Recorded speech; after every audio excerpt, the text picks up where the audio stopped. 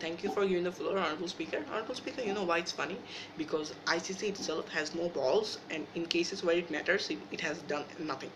They have only gone into Africa to certain trades, and I don't know, punish people who has nothing.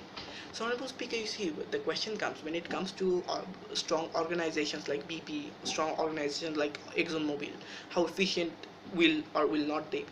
So, Honorable Speaker, the side opposition is going to answer all these in the debate. Number one, we're going to tell you how itself ICC is not a suitable judge for having environmental cases, and it does not have that particular influence over the world, and it does not control everything. Secondly, we're going to tell you that ICC itself will be creating diplomatic problems between the nations who will be then bashed as pro ICC and against ICC.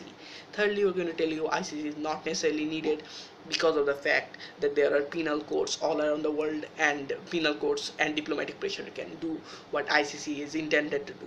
Number one problem, Honorable Speaker, before going into that particular problem will be solved to you by the rebuttal. Number one, Honorable Speaker, they come up and they tell us that the crux of the debate is the developed countries do not pay damages to developing ones. We're going to tell you that ICC itself is not going to solve that problem, because the power mismatch still remains whenever you come to ICC, right? ICC is going to be consisting of people from United Nations itself, or maybe other places all around the world, and it's controlled partially by the UNSC.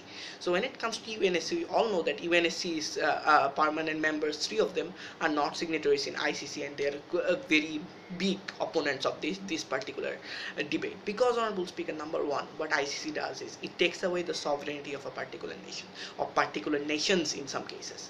Understand it. Bangladeshi court, whenever ICC comes in Bangladesh, they take over the jurisprudence of Bangladeshi court, and then they actually they give a result or verdict based on their own judgment. So that is number one, principally wrong to us and not justified at all. Secondly, Honorable Speaker, even if it's not principally justified, the side proposition has totally failed to show us the grave problems that the ICC solves in order to actually overcome, or when it comes to comparative analysis, overcome the jurisprudence that they get. Understand it, Honorable Speaker. ICC itself cannot work without the help of developed countries. If the developed countries are not willing enough to help, they will not simply let ICC in their country, because as we know that ICC itself is a voluntary organization, and anyone who is not a signatory of Rome Statute has no obligation, none at all, to let ICC into their country, which USA, Russia, and China, India, the four top carbon emitting countries of the world, stick by. They have not signed into the Rome Statute. So, Honorable Speaker, the motion itself fails on the feasibility that ICC will not be able to attack USS organizations on a feasibility basis. Secondly, Honorable Speaker, what we move on to is the Prime Minister spends 5 minutes of his time telling us that yes, ICC has incentives to do so because people are dying in Africa because of climate change and blah blah blah blah blah. Honorable Speaker, understand this, that the debate today is about how ICC can be efficient or not, or is ICC a very good judge when it comes to environmental crime. We all get it, we accept the premise that people are dying and there is something we need to do. But the something we need to do is not alienate the developed countries from the developing ones, because that is what creating an environmental ICC would do, and that is what we are going to tell you in our constructives. Honorable Speaker, what the side opposition is going to tell you is we're all for environment, and we believe that diplomatic pressures and the regulations that has been going on in the world, since we know that environments are getting polluted, is going to help. Number one, Honorable Speaker, we're going to tell from our side is there's no efficacy of the environmental court of ICC at all, because of two reasons that I'm going to explain later. Secondly, Honorable Speaker, we'll be telling you why ICC itself can be a little bit, a lot biased in a lot of cases, because it's controlled partially by the UNSC. Thirdly, we're going to tell you that on a regulatory basis and a diplomatic pressure, how the current status quo do not need any kind of improving. Fourthly, I'll be telling you why there's a procedural hassle of ICC itself, because ICC will be the prosecutor, and the alleged will be a country, and then taking the money and giving it to a developing country, it seems a lot hassle, and there has been no explanation from the side proposition. So let me move on to how ICC itself has no efficacy when it comes to environmental cases, right? understand this. Our difference between genocide and environmental cases is a very big thing, because in a genocide you can pinpoint to one particular person who is actually accused, and because a developing country cannot get a hold of him because he has a lot of money, and ICC can go into that country, and with the forces they have, they can actually do it.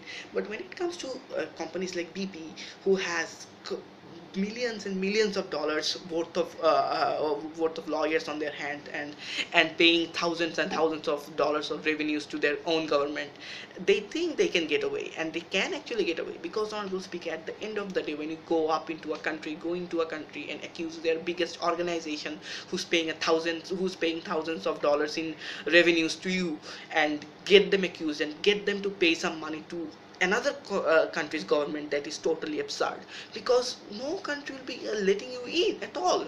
And how would that process how would that process actually go? No answer from the side proposition.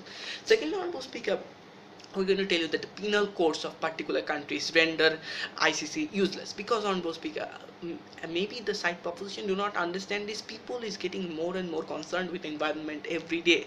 That is why when Bolivia went up to when Bolivia ordered a US organization to pay up the money that they owed for the environmental damage, the USA's organization had to pay. That is why when Philippines government sued United States Navy for breaching their coral reef, United States had to pay $81 million of Philippines currency in order to repair that particular coral reef. Understand, honorable speaker, the current status quo do not need changing, because there are regulations being put, there are regulations being improved every day in order to safeguard environment. We all get it. As much as the proposition would get it, we get it, and everyone in the world get it. But the solution cannot be ICC, because understand the problem of ICC, the backlashes that I was going to tell you, and this is going to be my last argument. The ICC has no efficacy because it depends on the country's willingness in order to prosecute people. If Kenya had not given them the right to enter their country, they would not have been able to prosecute Kenya, and at the end of the day, Kenya did pull out, and they are not able to prosecute anymore. Honorable speaker, understand it. If USA is not willing enough to go into ICC, or USA is not in the ICC per se, but if Germany is not willing enough to go into ICC, they will not be able to do this. And whenever you go up and try to accuse a country that is not part of ICC, that is when the alienation will begin. That is, if you go up and try to accuse India, or I don't know, Tata Motors of damaging Bangladesh for environmental causes, and you get it passed through UNSC or any other way, as India is not a part of ICC, that is when problems between India and ICC will begin. Because honorable speaker, at the end of the day, these organizations are a part of the country, and if the particular country is not willing at all, you will not be able to do it. And honorable speaker, what is the solution that we tell you?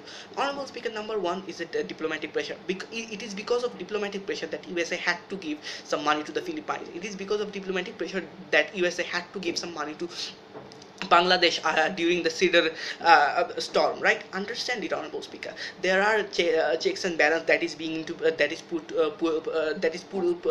put into play whenever it comes to environmental consciousness, because people are getting more and more conscious every day. But when it comes to ICC, there are a lot of chances of wrongdoings. Number one, honorable speaker, the bias of ICC itself, they may be accusing Africa for environmental pollution itself. Very hilarious. Secondly, honorable speaker, the chances of ICC being rendered useless, because no country will be letting them in. Thirdly, honorable speaker, even if they do not let in and you want to accuse them, that is when the alienation will begin. That is when ICC will become political propaganda for countries. Thank you, honorable speaker. Thank you all.